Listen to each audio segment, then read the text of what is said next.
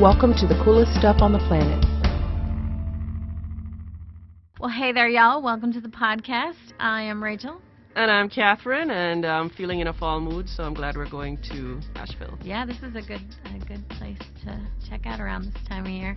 Yeah. So Asheville, if you don't know, is this funky little mountain town in North Carolina that's been called the Santa Fe or the San Francisco of the East. Mm-hmm. Yeah, it's got this kind of artistic vibe to it because there's a lot of artists and musicians and, you know, hippies have settled there. Yes, it is famous for its hippies. Yeah.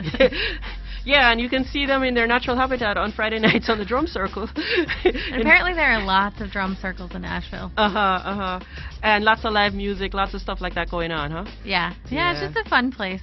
Yeah, and it's also won a bunch of awards, I know, for best place to live, best place to retire, so... Yeah, it makes a lot of lists. It's also, recently it was named Beer City USA, so it's famous for, it's got like a local microbrewery kind of beer scene, too, which makes sense going with that, you know, kind of funky, artsy vibe. Yeah, and it's been a tourist spot for a long time, since the 19th century, you know, because of that beautiful scenery, also the fresh mountain air and the kind of mild climate and the mineral waters surrounding it in springs.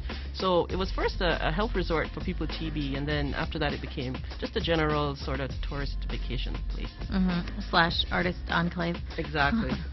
So it's set in the Blue Ridge Mountains, which are gorgeous. We highly, highly recommend them. Oh, yeah. So obviously it's natural beauties. I mean, it's obvious why people like that.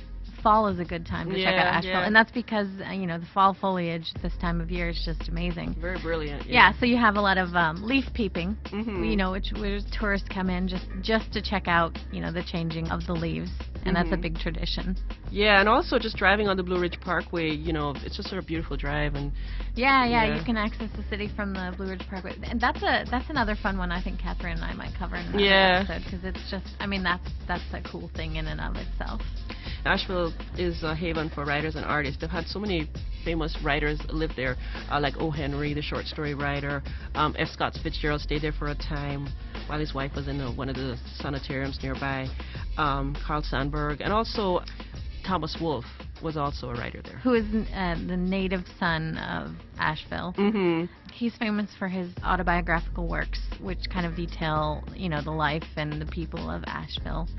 And in fact, one of his novels, is it Homeward Bound Angel? Look Homeward, Angel. Oh, yeah, I always get it wrong. But apparently he got in trouble for writing that because it was a little too realistic. Yeah, people recognize themselves in that book, and so he had to leave town for a while.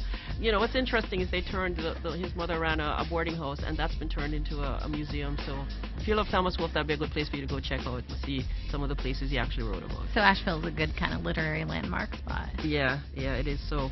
And speaking of homes, another one which is much more elaborate would be the Biltmore. It is a home. Yeah, there's homes and then there's a house. There's houses and then there's homes or estates. Yes, it's an estate. Yes, exactly. And the Biltmore fits into the latter category. This was actually commissioned by George Vanderbilt, the famous millionaire, to resemble a European chateau. And this was where he would come in the winter time.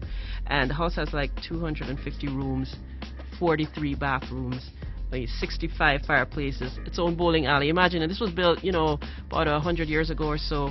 And so, you know, there's a lot of things that were not in general use at the time that they had in the house. Yeah, apparently there were electric elevators and lights and, just things that weren't really common at the turn of the century.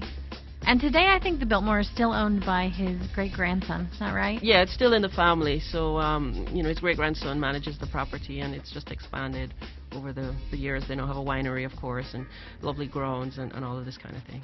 And one more piece of the kind of the artistic puzzle of Asheville is that many of the craftspeople who worked on the, you know, building the Biltmore stayed on in the area, so they kind of contributed to its, you know, its reputation for creativity and artistry. Exactly. And then one other place that's interesting is the Grove Park Inn, which is a resort hotel. It's been around since 1913. What's really interesting about it is the way that it was constructed. They cut boulders from the Sunset Mountain and kind of dragged them up the mountain to create the actual hotel. Wow. And when you were there, you didn't stay here, right? No. You wanted to, right? Yeah, you would have liked to. We had the buffet there, but no, we didn't stay there. But a lot of famous people have stayed there. Presidents they're talking about from, you know, William Howard Taft all the way way down to Barack Obama have stayed there. Yeah, he's the most recent. Yeah, exactly. But almost every president has stayed there since it was open. Is it pretty? Yeah, it's a pretty beautiful place. And one of the things that's very famous is to watch the sunset. They have this huge back area, and you can watch the sunset overlooking the mountains. And imagine in the fall with all the beautiful colors. Oh, that would be amazing. Yeah, with a frosty beverage, it would be very nice. So yeah, if you'd like to, sort of go and goggle at this massive estate, that might be a fun thing to do in Asheville. And in fact, we have an article on, I think how the Biltmore estate works. Yes. So if you want all the details on that giant house, then you can check out our website. And we also have a history podcast on the Biltmore, so there's a lot you can listen to and read about if that's something you're interested in. Yep, and that's it for Asheville, but we'll see you next time for more cool stuff. For more on this and thousands of other topics, visit howstuffworks.com and let us know what you think. Email travelpodcast@howstuffworks.com. Don't forget to check out our other podcasts, free on iTunes.